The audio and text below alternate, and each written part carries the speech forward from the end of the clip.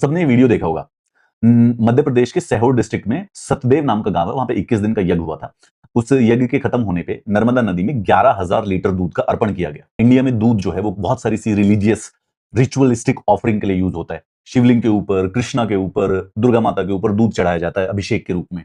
उसके बाद दूध जो है वो पंचामृत का भी पार्ट है। ये इसलिए किया जाता है क्योंकि पुराने जमाने में हमारा पूरा का पूरा देश जो था वो कृषि प्रधान था, सबके घर में गाय और भैंस थी। दूध जो था वो न्यूट्रिशन का सिंबल था। तो जैसे नर्मदा नदी जो है उसको माता माना जाता है, तो एक प्रकार से माँ को नरिश करने के लिए वो दूध दिया जाता है। लेकिन आप विश्वास नहीं करेंगे कि दूध से नदी ज्यादा पॉल्यूट हो जाती है, इवन सीवेज वाटर से ज्यादा। कैसे?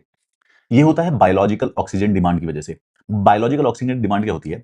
जब भी कोई ऑर्गेनिक मैटर, खाने का, दूध हो गया, खाना हो गया, फूड हो गया, ये जब नदी में डाला जाता है, तो जो नदी के जो माइक्रोब्स होते हैं उस दूध को या उस खाने को, क्योंकि उसके अंदर बड़े सारे से न्यूट्रिएंट्स होते हैं, फैट है, प्रोटीन है, उसको ब्रेक डाउन करने लगते हैं, उसको खाने लगते हैं। लेकिन जब माइक्रोब्स ऐसे ऑर्गेनिक मैटर जैसे कि दूध हो गया उसको ब्रेक डाउन करते हैं, तो वो बड़ा सारा सा ऑक्सीजन यूज करते हैं। कौन सा ऑक्सीजन? जो कि नदी के पानी में डिसॉल्व होता है, जो कि नदी के बाकी जानवर भी यूज करते हैं।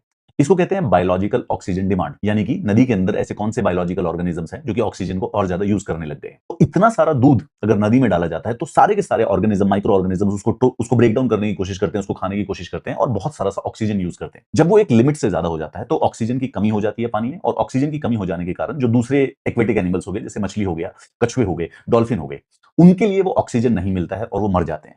मतलब कि एक ऐसा एक्ट जो कि रिवर मदर को डायरेक्टली नरिश करने के लिए किया गया था, वो एक्चुअली में नदी को ज्यादा पॉल्यूट कर देता है। अब आज से 500, 1000, 2000 साल पहले ऐसा करने से कोई बहुत ज्यादा नुकसान नहीं होता था, क्योंकि पूरे देश की जो पॉपुलेशन थी वो सिर्फ और सिर्फ ज्यादा से ज्यादा 1 करोड़ थी। पर अब हमारी पॉपुलेशन हो गई है 150 करोड़, और हम जो भी पानी यूज करते हैं, चाहे हम घर पे यूज करें, चाहे बाथरूम में यूज करें, चाहे किचन में यूज करें, चाहे नदी में डायरेक्टली दूध डाल दे, वो सारा का सारा जो पानी है लास्ट में जाके फाइनली नदियों में जाता है।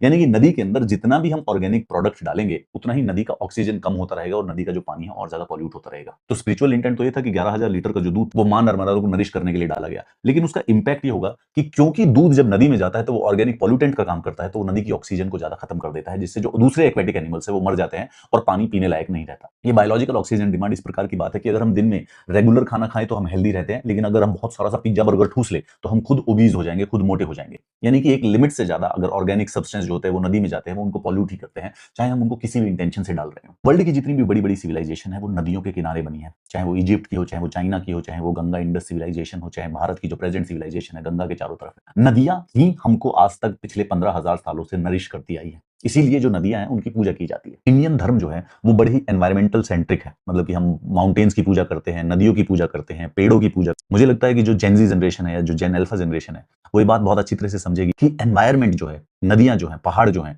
उनको बचाना, उनको प्रोटेक्ट करना ही पूजा करना है।